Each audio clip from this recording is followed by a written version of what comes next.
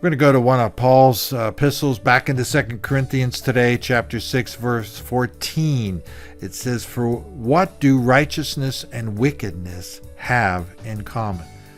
Now, of course, the answer to today's question is they have nothing in common, for they're as incompatible as light and darkness. What's more, one is superior to the other, just like light is to darkness. Now, today's question is posed in the context of Paul's teaching that the believer shouldn't be unequally yoked with an unbeliever except in certain circumstances. In other words, in most cases, it's not wise to join forces with someone who doesn't know the Lord, especially in business or marriage. Now, are you suffering due to some kind of relationship with an unbeliever? Has their idolatry or value system rubbed off on you? What can you do going forward to be free of those ties?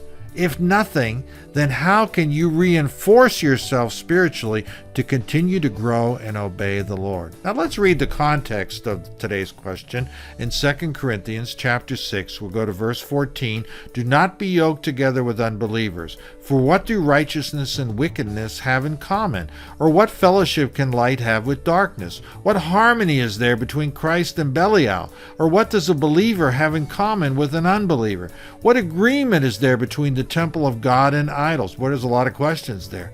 "For we are the temple of the living God, as God has said, I will live with them and walk among them, and I will be their God, and they will be my people. Therefore, come out from them and be separate, says the Lord. Touch no unclean thing, and I will receive you, and I will be a father to you, and you will be my sons and daughters, says the Lord Almighty."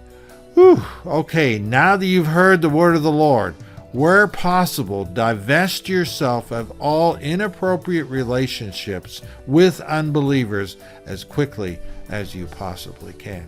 That's it for today. It was quite a challenge. Come on back tomorrow, and I'm sure the Lord will speak to us again through another Bible question.